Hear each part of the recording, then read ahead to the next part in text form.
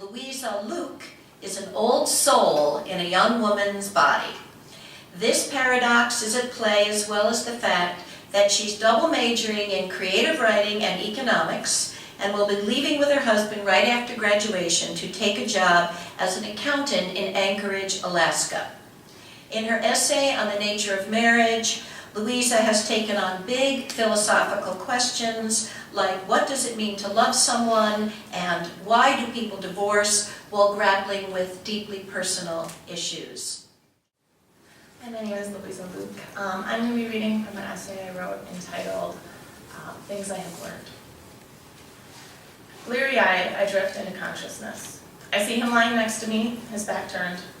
He starts out facing me every night, but never fails to roll over shortly after he's fallen asleep. I reach out to touch him, but the screen won't let my hand pass through. He hears me moving and rolls over to face me. This is one of those perfect mornings. Our call has gone on for 8 hours and 37 minutes, without either of our unreliable internet connections cutting out. My day starts with his smile. Today is my fiance's birthday. Instead of cooking him supper or going out to celebrate, I watched Jed open his birthday package through the computer screen. It's the package I sent 3 weeks ago to be sure it would make it on time.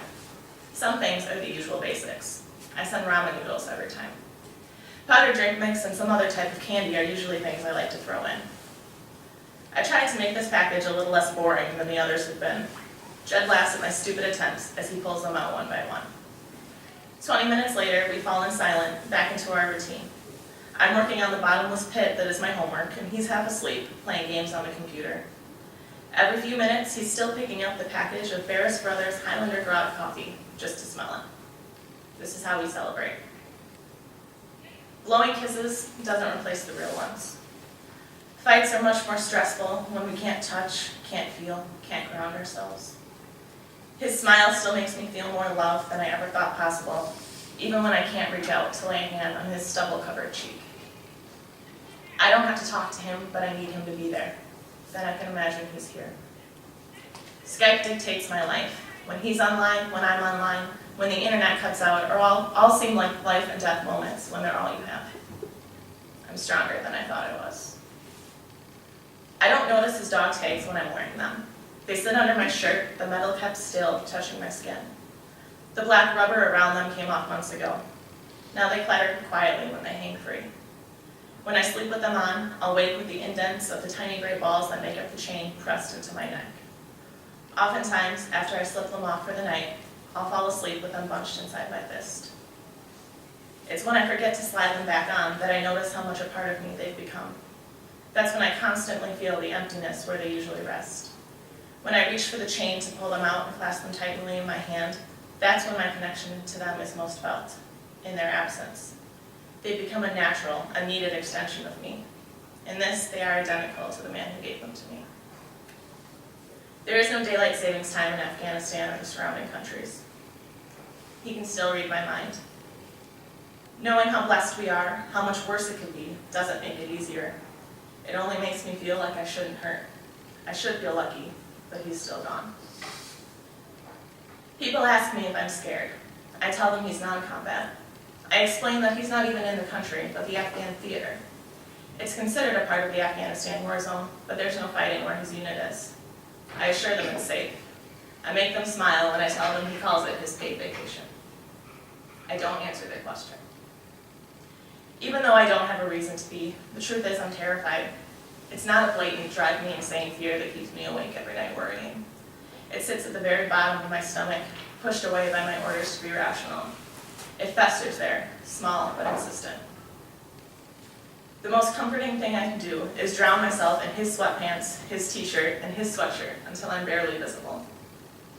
Sending Reese's and Skittles in packages makes me everyone's favorite.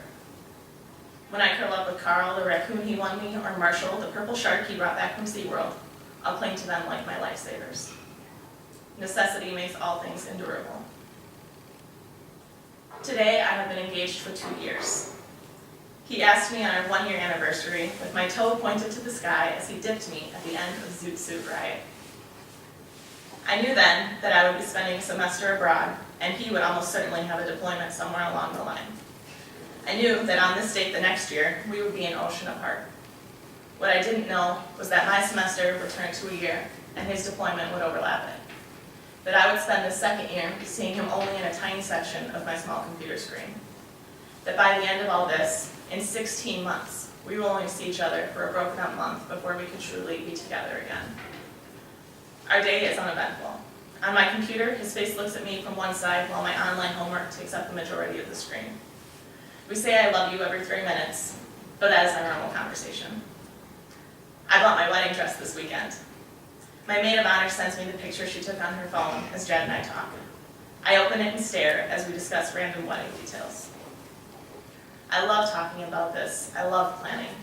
His excitement and involvement thrill me, but tonight part of me can't relax. I can't focus on today because today we are apart. On this day, I can't make that okay like I do every other day. I think about 270 days from now when I'll put on the dress I bought and walk forward, my arm on my father's, but my eyes searching only for his. I think about how his return date has jumped forward from mid-March to the end of January, how I'm getting him back 2 months earlier than we've been planning. Today, instead of being cautious, I trust that date completely. I have to. Tonight, I think about 3 future anniversaries, not this one, of being able to touch him. Tonight, I am breaking, but tomorrow I will be in control. I have no other choice. Necessity makes all things endurable. I'm stronger than I thought I would.